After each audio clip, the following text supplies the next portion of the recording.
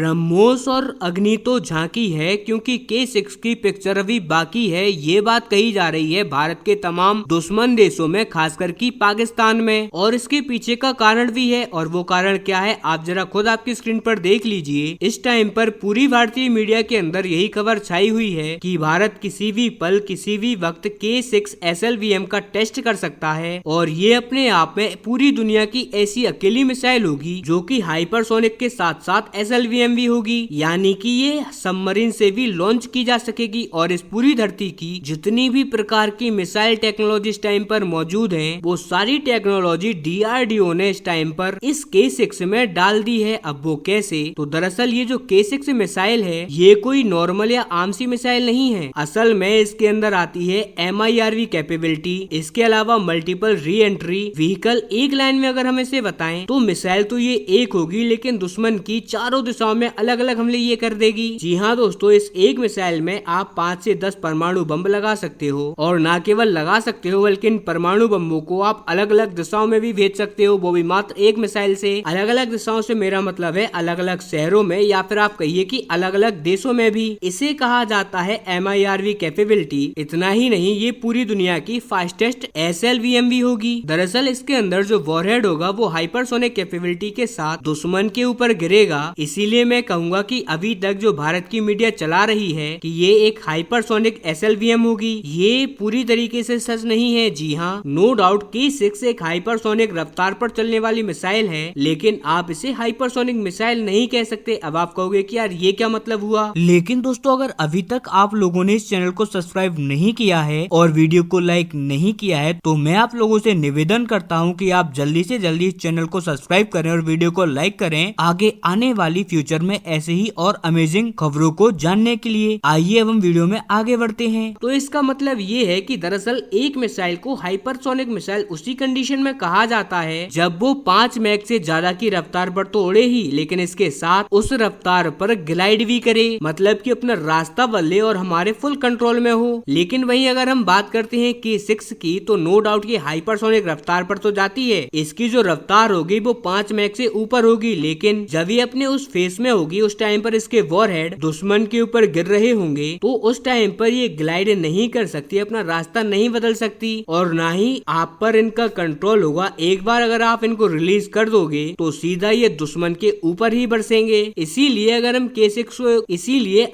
K6 को एक proper hypersonic missile कहेंगे तो ये सही नहीं होगा, क्योंकि ऐसे तो हमारे पास ऑलरेडी अग्नि 3, 4, 5 है, इवन K15 है, K5 है। ये सारे के सारे मिसाइलों की जो वॉरहेड है वो जब दुश्मन के ऊपर गिरते हैं, जिसे कि हम टर्मिनल फेस भी कहते हैं, उस टाइम पर ये हाइपरसोनिक की रफ्तार से यानी कि 5 मैक की रफ्तार से बहुत ऊपर होते हैं। खैर, आई होप आप इससे समझ गए होंगे, लेकिन फिर भी ये हाइपरसोनिक रफ्तार से दुश्मन के ऊपर बरसेगी, उनके ऊपर अटैक करेगी। इसके अलावा अगर हम इसकी रेंज की बात करें तो इसकी रेंज होने वाली है 8000 किलोमीटर से भी ज्यादा, यानी कि भारत के अंदर जितनी भी भारत की मिसाइलें इस टाइम पर हैं, उन सब में इसकी रेंज सबसे ज्यादा होने वाली है। और इसका मतलब ये है कि भारत, आप यूरोप को छोड़ दीजिए, पूरा यूरोप, पूरा ब्रिटेन, अमेरिका, इनके तक कुछ हिस्सों पर अटैक करने की कैपेबिलिटी रख लेगा। इसके अलावा पूरा जापान, आधे से ज्यादा पैसिफिक सी, हर जगह भारत का पूरी तरीके से दबदबा कायम हो जाएगा इस K6 SLBM के द्वारा। 8000 किलोमीटर रेंज वाली मिसाइल को आप 8000 किलोमीटर की रेंज वाली मत मानिए, इसे आप अनलिमिटेड मान के चलिए। और ऐसा मैं इसी वजह से कह रहा हूँ क्योंकि इस मिसाइल को हम पनडुब्बी से छोड़ते हैं। अब मान के चलिए कि भारत का कोई दुश्मन देश है जो कि 8000 किलोमीटर से दूरी पर है। चलिए फॉर एग्जांपल हम मान लेते हैं कि इसकी दूरी भारत से है 9000 किलोमीटर की। ऐसे में भारत की पनडुब्बी 1000 किलोमीटर तक का सफर करेगी और वहां से अपनी मिसाइल को फायर कर देगी। इसीलिए SLBM यानी कि सबमरीन से लॉन्च होने वाली जो मिसाइलें होती हैं, इनके अंदर रेंज मैटर नहीं करती, बल्कि मिसाइल की कैपेबिलिटीज मैटर करती हैं। और K6 में आप ये मानकर चलिए कि जितनी भी प्रकार की टेक्नोलॉजी, जितनी भी प्रकार की खासियतें एक मिसाइल में हो सकती हैं, DRDO इसके अंदर वो सब कुछ डाल चुका है, और ये बनकर भी पूरी तरीके से रेडी है। और ये मिसाइल कभी भी किसी भी टाइम पर टेस्टेड भी हो सकती है, यानी कि कभी भी इसका टेस्ट अंजाम दिया जा सकता है। और इसीलिए आप इस चैनल को सब्सक्राइब कर लीजिए, क्योंकि आप आपकी आंखों से भारत की सबसे ताकतवर और ऐतिहासिक मिसाइल को आसमान की ऊंचाइयों में जाते हुए देखोगे और उसका टेस्ट सफल होते हुए भी देखोगे, और उसके बारे में सारी अपडेट मैं आपको दूंगा। इसीलिए आप इस चैनल को सब्सक्राइब करना ना भूलें।